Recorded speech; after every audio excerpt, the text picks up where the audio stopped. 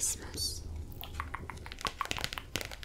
Et aujourd'hui, j'ai décidé de vous faire une petite lecture chuchotée.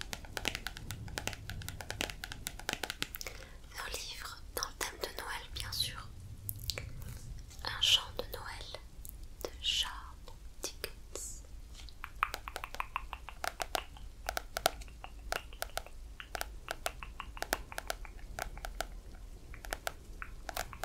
C'est un peu un classique de la littérature anglaise. Et personnellement, je l'ai découvert que l'année dernière seulement, à la période de Noël.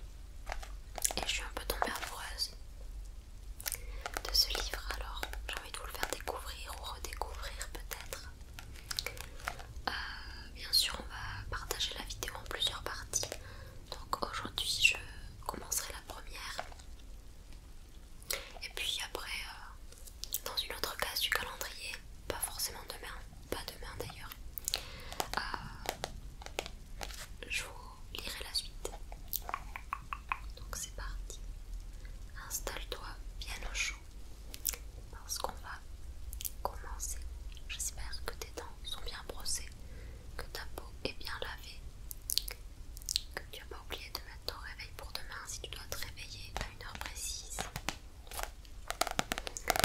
et que tu es prêt ou prête à te relaxer. C'est parti.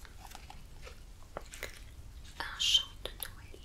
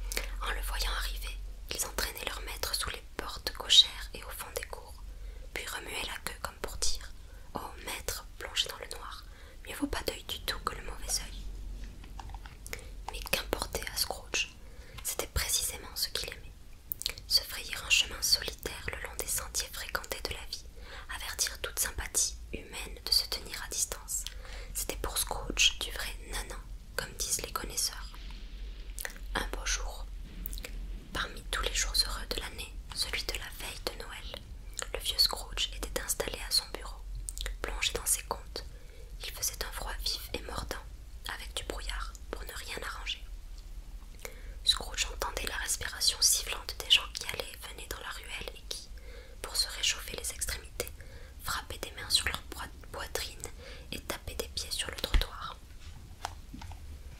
Les horloges de la ville venaient à peine de sonner 3 heures, mais il faisait déjà tout à fait nuit. En fait, il n'avait pas fait clair de toute la journée, et les bougies brillaient aux fenêtres des bureaux voisins, telles des souillures rougeâtres sur un fond d'air brun comme palpable. Le brouillard se déversait dans les maisons par toutes les fentes, par tous les trous de serrure, et dehors il était si épais que les maisons d'en face ressemblaient à de simples fantômes, quoique la cour fût des plus étroites. À voir ce nuage sale s'abaisser et tout obscurcir, on aurait pu croire que Dame Nature logeait dans les parages et qu'elle brassait de la bière sur une grande échelle. La porte du bureau de comptabilité de Scrooge demeurait ouverte afin qu'il pût avoir l'œil sur son commis, occupé à copier des lettres dans une lugubre petite cellule à côté, une sorte de citerne. Scrooge avait un tout petit feu, mais celui de son commis était tellement plus petit encore qu'il semblait réduit à un seul morceau de charbon. Le malheureux ne pouvait le regarnir, car c'était Scrooge qui gardait le seau à charbon dans son bureau, et chaque fois que le commis entrait, la pelle à la main, son patron ne manquait pas de lui prédire qu'il serait forcé de se séparer. Là-dessus, le commis mettait son cache-nez blanc et essayait de se réchauffer à la flamme de la bougie, sans toutefois y parvenir, étant donné qu'il n'avait guère d'imagination. « Joyeux Noël, mon oncle, et que Dieu vous garde !» s'écria une voix enjouée. C'était le neveu de Scrooge, qui s'était retrouvé si rapidement devant son oncle qu'il n'y eut que sa voix pour annoncer son arrivée. « Bah, dit Scrooge, sors net. » Il s'était si bien réchauffé à marcher vite par ce temps de brouillard et de gel, le neveu de Scrooge, qu'il en était tout en feu. Son beau visage était rouge, il avait les yeux brillants et son haleine était redevenue visible. « Noël, des sornettes, mon oncle, dit le neveu de Scrooge. Vous ne parlez pas sérieusement, j'en suis sûr. Si fait, répondit Scrooge. Joyeux Noël, de quel droit êtes-vous joyeux? Et pour quelle raison? Vous êtes déjà bien assez pauvre. Allons, allons, répliqua gaiement le neveu. De quel droit êtes-vous lugubre? Et pour quelle raison êtes-vous maussade? Vous êtes déjà bien assez riche. Bah, s'exclama de nouveau Scrooge, qui, sur le coup, n'avait pas de meilleure réponse à fournir, et de répéter « Sors net !» Ne soyez pas de mauvaise humeur, mon oncle, fit le neveu. Et comment ne pas l'être, repartit l'oncle, lorsqu'on vit dans un tel monde de fous. Joyeux Noël, au diable votre joyeux Noël. Qu'est-ce donc que la Noël pour vous si ce n'est l'époque de l'année où il faut régler ses factures alors qu'on n'a pas d'argent?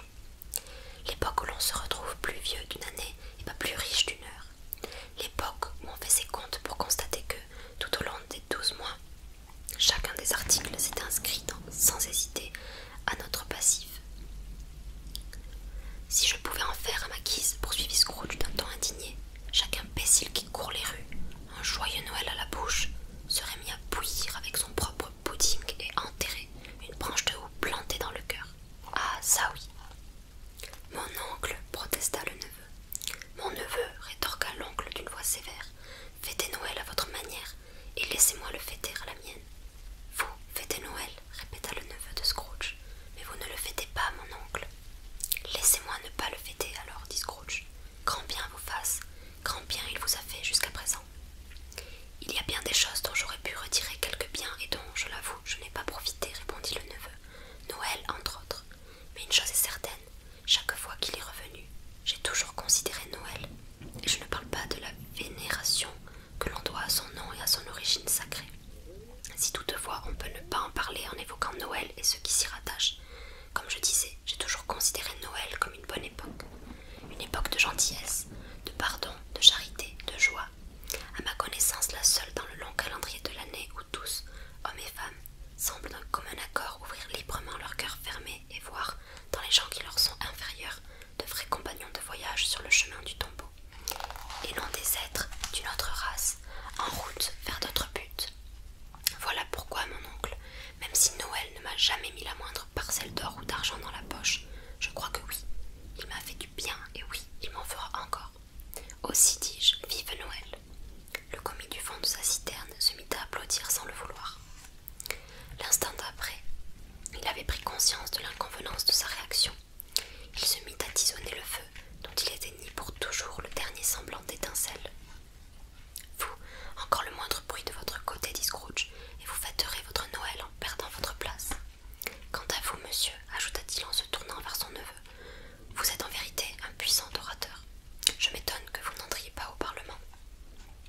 lâchez pas, mon oncle.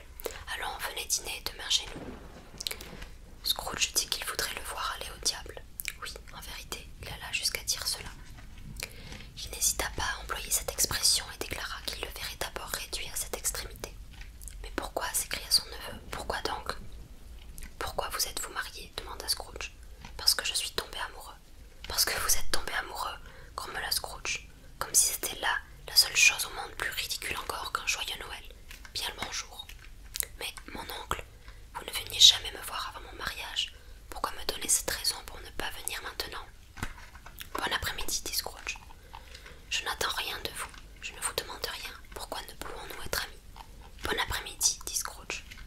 Je regrette de tout mon cœur de vous voir si obstiné. Il n'y a jamais eu entre nous de querelle, ou moi j'ai pris part du moins.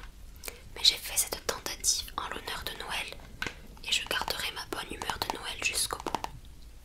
Ainsi donc, joyeux Noël, mon oncle. Bon après-midi, dit Scrooge. Et bonne et heureuse année. Bon après-midi, dit Scrooge. Malgré tout, le neveu quitta la pièce sans un mot de colère. Il s'arrêta à la porte d'entrée pour présenter ses vœux de fin d'année au commis. Bien qu'il eût très froid, ce dernier se montra plus chaleureux que Scrooge, car il les lui rendit cordialement. Alors là, en voilà un autre, marmonna Scrooge, qu'il entendit de sa place. Mon commis, avec ses 15 shillings par semaine, une femme, des enfants, qui parle d'un joyeux Noël, et il y a de quoi se retirer chez les fous.